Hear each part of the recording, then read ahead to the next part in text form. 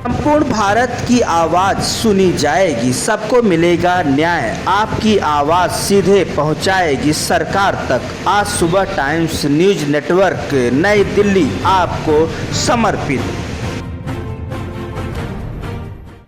भयो नंद के आनंद भयो, जय कन्हैया लाल की, हाथी घोड़ा पाल की, जय कन्हैया लाल की, हाथी घोड़ा पाल की। नंद के आनंद हुओ, नंद के आनंद हुओ, जय कन्हैया लाल की, हाथी घोड़ा पाल की। आप सब लोगों को श्री कृष्ण जन्माष्टमी की हार्दिक शुभकामनाएं। आप सब लोगों को मालूम ही है कि भादों के कृष्ण पक्ष में अष्टमी के दिन भगवान श्री कृष्ण का जन्म होता है, रात के मध्यकालीन समय में, और हम सब लोग उस अंधेरे में अपने प्रभु को निहारते हैं और उनका पालन पोषण करने के लिए तैयार हो जाते हैं। उनकी सीख को अपने जीवन में उतारने के लिए लालायित रहते हैं, मगर हम जन्माष्टमी सजाकर उनकी लीलाओं को देखते हैं, उनकी लीलाओं को देखकर अपने जीवन में उसको उतारने की कोशिश करते हैं। ये बाहरी रूपरेखा जो जन्माष्टमी सजा के हम करते हैं, वो वास्तव में हमें ये दर्शाती है कि हमें कैसे जीवन जीना है। मगर क्यों ना हम अपने अंदर जन्माष्टमी को सजाएं और अपने अंदर जन्माष्टमी को सजाकर अपने अंधेरे को, जो हमारे अंदर अंधेरा है, उसको हम जन्माष्टमी में सजाकर उसको चमकाएं, उसको प्रकाशमान करें। क्योंकि वास्तव में भगवान कृष्ण ने जो कुछ बोला है उसको हम अपने जीवन में बाहर से तो उतारें, अंदर से भी, दिल और दिमाग से भी उतारने की कोशिश करें, जिससे कि जन्माष्टमी का जो वास्तविक रूप है, जो वास्तविक बनाने का कारण है, वो हम सब लोग उसको पालन कर सकें। भगवान श्री कृष्ण ने जन्माष्टमी के माध्यम से हम सब लोगों को लोकहित में बहुत कुछ बताया है, समझाया है, मगर हम बाहरी रूप से ही इसको मनाकर अपने को मान लेते हैं कि हमने श्री कृष्ण जन्माष्टमी मना ली। मगर जिस दिन से हम दिल और दिमाग से, अंदर से श्री कृष्ण जन्माष्टमी अष्टमी के दिन कृष्ण पक्ष भादों में मना लेंगे, तो हमारे अंदर का जो अंधकारमय प्रकाशमय जो जीवन है, वो वास्तव में प्रकाशवान होकर रह जाएगा।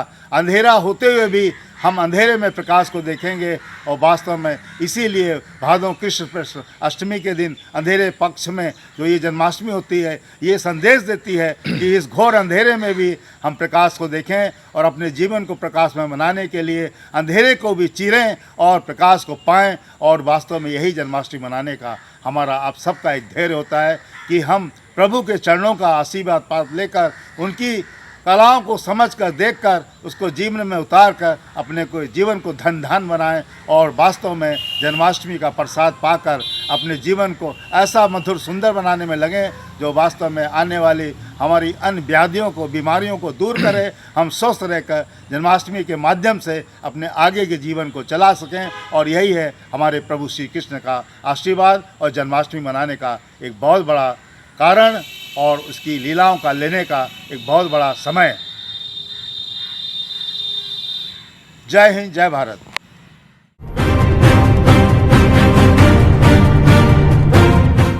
वर्न आउट, जैसे कि मशीनें चलती रहती हैं दिन रात और गर्म हो जाती हैं, और गर्म होकर कुछ ना कुछ उनमें फॉल्ट आ जाता है। जैसे इंसान दिन रात अगर काम करे, आराम ना करे, तो उसको थकावट महसूस होती है, और वो इतनी ज़्यादा थकावट होती है कि एक तरह से अलस्त हो जाता है, बर्न आउट।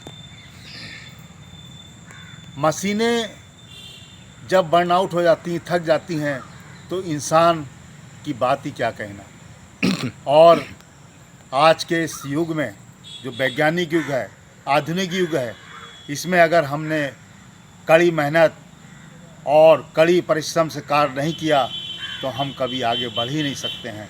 क्योंकि विकास की रफ्तार बहुत तेज़ है, हर जगह सेकंडों में परिवर्तन हो रहा है, और अगर हमने ये परिवर्तन को नहीं पकड़ पाया, तो हम कैसे उनकी विकास की इस दौड़ में अपने को शामिल कर पाएंगे। हम तो पीछे ही होते जाएंगे और थक कर एक बार हार कर बैठ जाएंगे। इसलिए अपने बर्न आउट के लिए आप इतनी चिंता ना करें, थकावट के लिए इतनी चिंता ना करें। अपनी दिनचर्या को, अपने काम करने के तौर तरीके को ऐसा बना के चलें कि आपको थकावट या बर्न आउट की बात आए ना। आप थोड़ा थोड़ा समय निकाल कर आराम करते चलें। अपनी दिनचर्या को ऐसा सुव्यवस्थित करें कि आपके काम में तेज़ी बनी रहे और आप कभी पीछे ना हटें। क्योंकि जो हमारा आलस्य, जो हमारा थकावट, ये हमें कार को पीछे ले जाने के लिए सहायता करता है। मगर आज के इस आधुनिक युग में अगर हमने इसका साथ लिया तो हम कहीं के नहीं रहेंगे। इसलिए हम सबको ये चाहिए कि आज के इस वर्तमान युग में हम लोग बर्न आउट की चिंता करते हुए अपनी दिनचर्या को इतना सुव्यवस्थित करें कि हम इससे भी आगे निकल जाएं। इससे भी हम आगे निकल कर अपनी रफ्तार की जो तेज़ रफ्तार चल रही है विकास की, उसको पकड़ने में हम सब लोग जो है मजबूती से आगे बढ़ें। और ये तभी संभव है जब हमारी सुव्यवस्थित दिनचर्या, सोचने का तरीका, आराम करने का तरीका, बात करने का तरीका, समझने और बोलने का तरीका, उसको सुव्यवस्थित करने का तरीका हम शुरू से लेकर अंत तक इस तरह से विभाजित करें कि हम सब में सफल हों और हम जो थकावट या बर्न आउट की बात है उससे परे होकर आगे अपने विकास की रफ्तार में शामिल हो सकें। आइए आज की इस आधुनिक और भाग दौड़ की इस ज़िंदगी में, इस रफ्तार में हम कभी अपने को हारे नहीं, थकावट ना महसूस करें, बर्न आउट ना महसूस करें और अपने को ऐसा तरोताज़ा रखें, ऊर्जावान रखें कि इस विकास की रफ्तार को, दौड़ को हम सब लोग शामिल होकर अपने विकास में आगे बढ़ सकें। जय हिंद, जय भारत।